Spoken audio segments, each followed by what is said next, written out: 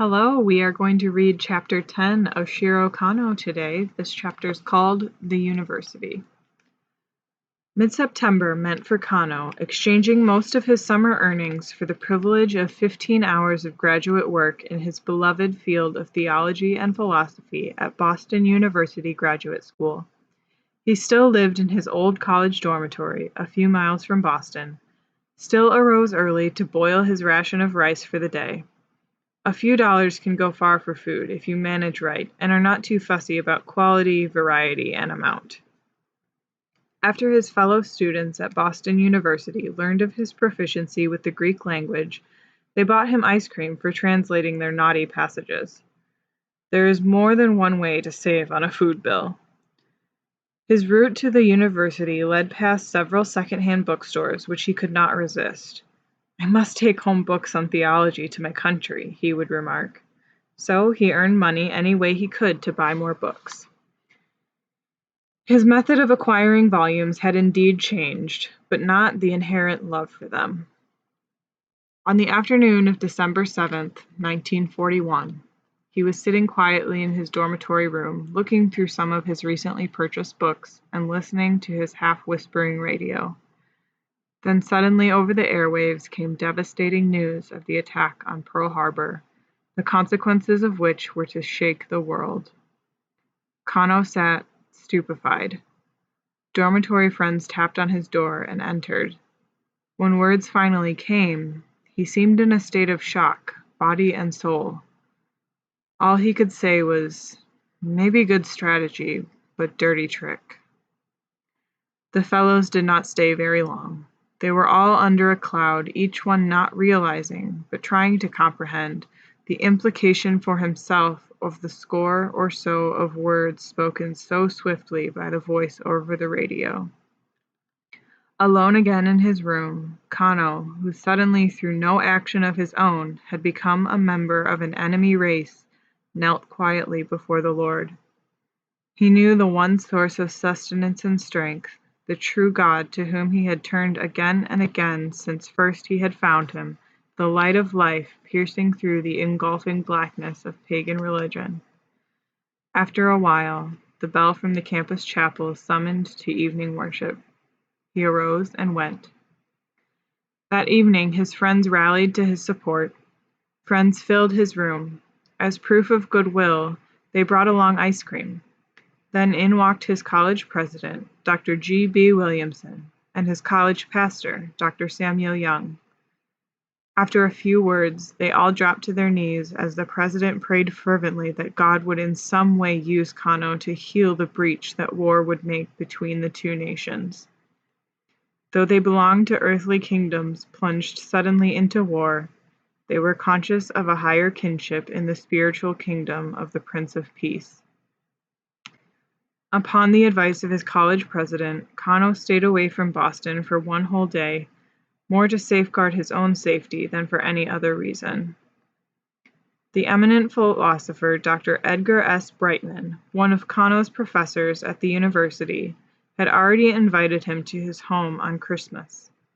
Kano received a friendly note from Mrs. Brightman, postmarked December 7, 1941, at 11 p.m.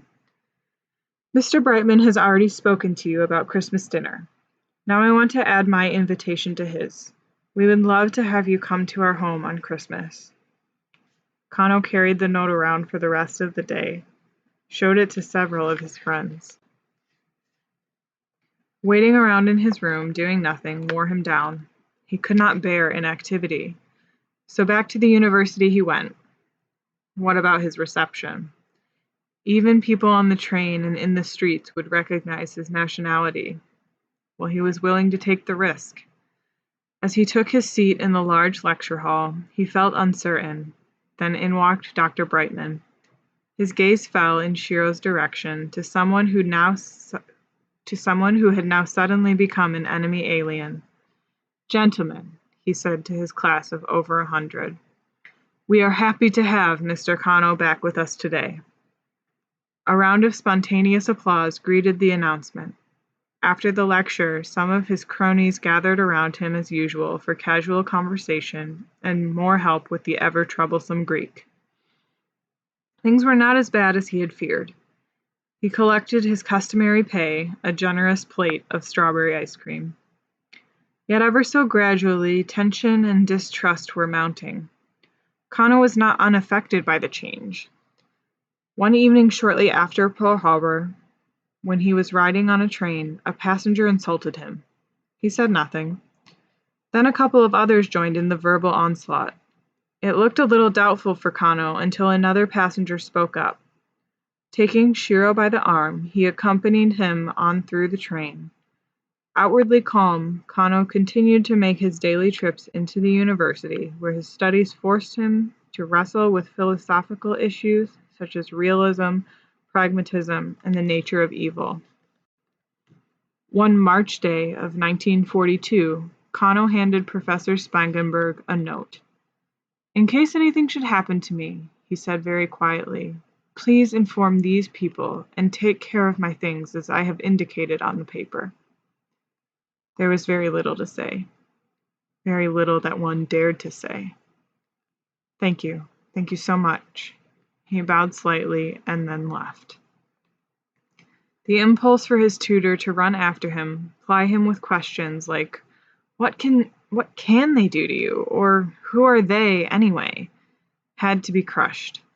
Like Shiro, Professor Spangenberg had to sit down and await the working out of things yet to come. "I don't expect to be around much longer," he told one friend.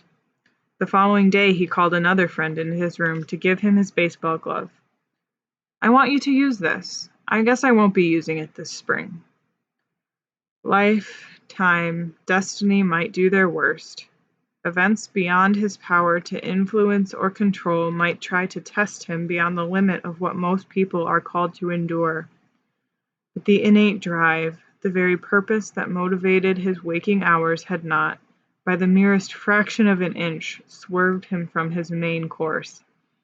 He was not unaware of the extensive investigations of his conduct and affairs, and the intensive questioning of his friends by the Federal Bureau of Investigation. To clarify his own position, he was ordered by the FBI to prepare a statement. "Because I am a Christian minister, I shall give my reasons for wishing to continue in the ministry. Since being converted to Christianity from Buddhism, I have been anxious to tell my story to my people. Soon I felt God's definite call to be a Christian minister. After finishing the required training, I entered the ministry 9 years ago in Japan. I now have a responsibility to my people, and that fact impels me to concentrate all my ability upon fulfilling God's call. I know well that the life of a Christian minister in Japan is a sacrificial one. I owe something to my country and my community. I believe for the repayment of this debt, entering the ministry and leading my people to the Lord Jesus Christ is the most effective way for me. Some may say I am too fanatic and idealistic, but I still believe that the Christian ministry is the ideal life for me. In closing, I praise His unspeakable grace and ask for wisdom with all my heart."